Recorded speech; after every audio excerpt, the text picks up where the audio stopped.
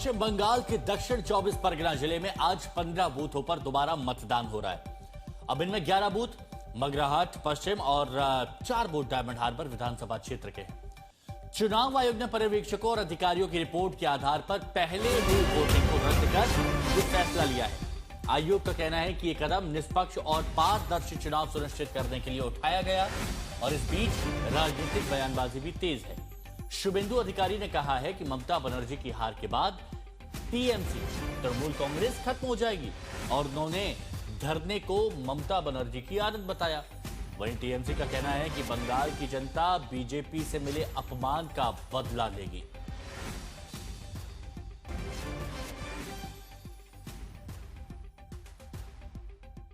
तो ये तस्वीरें जो आप देख रहे हैं 15 बूथों पर रीपोलिंग इस वक्त हो रही है और अच्छी बात यह है कि लंबी कतार मतदाताओं की लगी हुई है, पुरुष मतदाता हो या महिला मतदाता हो।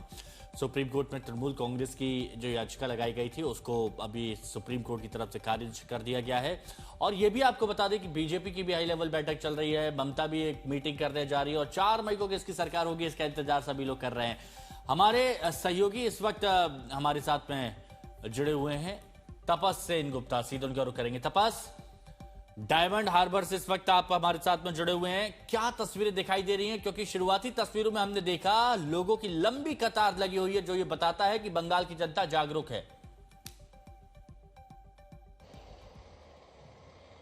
जी मानसू, देखिए आज सुबह से अलग अलग जगहों पर 4 बूथों पर अगर डायमंड हार्बर कॉन्स्टिट्यूंसी की बात की जाए वहां पर 4 जगहों पर ये मतदान दोबारा हो रहा है क्योंकि ईवीएम खराबी की वजह से कुछ जगहों पे बागदा फ्री प्राइमरी स्कूल में 12 बजे के बाद से ही वोटिंग नहीं हो पाया था। इस वजह से यहाँ पर और आसपास के 4 कुल मिलाकर 4 बूथों में दोबारा रीपोल किया जा रहा है।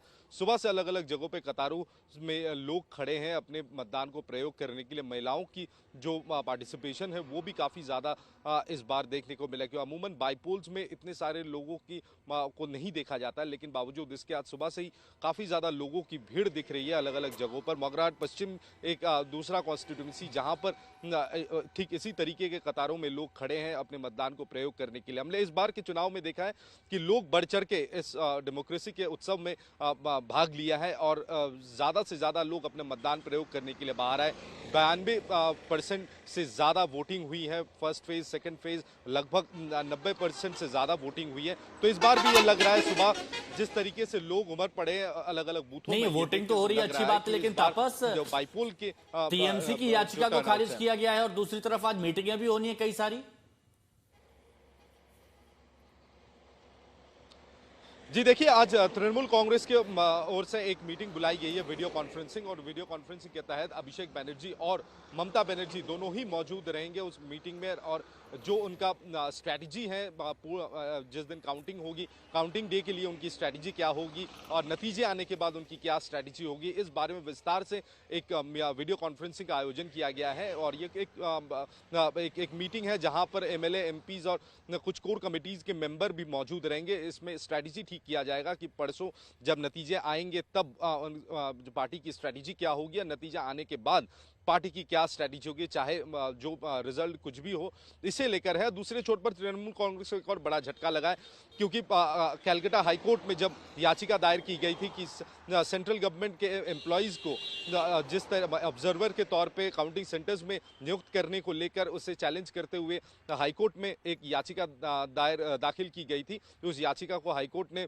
हस्तक्षेप करने से मना कर दिया था। उसके बाद सुप्रीम कोर्ट के पास तृणमूल कांग्रेस गई थी, सुप्रीम कोर्ट ने भी उस पर हस्तक्षेप करने से मना कर दिया। तो ये एक बड़ा झटका है। तृणमूल कांग्रेस का ये आरोप है कि चुनाव आयोग केंद्र सरकारी जो कर्मचारी है उन्हें सुपरवाइजर के तौर पे रखेंगे तो शायद जो काउंटिंग है उसमें मैनिपुलेशन हो सकता है, ये उनका डर रहा है। लेकिन फिलहाल 2 कोर्टों से ही ये कहा गया कि वो हस्तक्षेप नहीं करेंगे और चुनाव आयोग को पूरी तरीके से उन्हें इंडिपेंडेंस दिया गया है कि वो अपने रूल बुक के तहत कार्रवाई कर पाए। और इलेक्शन कमीशन ने भी साफ तौर पर कहा है कि किसी भी तरीके की मैनिपुलेशन नहीं होगी और इसके पीछे कोई और वजह नहीं है। राज्य सरकार के कर्मचारी भी है लेकिन ऑब्जर्वर के तौर पे केंद्र सरकारी कर्मचारियों को नियुक्त किया जाएगा और ये रूल बुक में है राज्य सरकार या केंद्र सरकार के कर्मचारियों को सुपरवाइजर के तौर पर इन काउंटिंग सेंटर्स में नियुक्त किया जा सकता है और उसी के तहत नियुक्त किया गया है। लेकिन तृणमूल कांग्रेस की तरफ से एक आशंका जताई जा रही है कि अगर ऐसा हुआ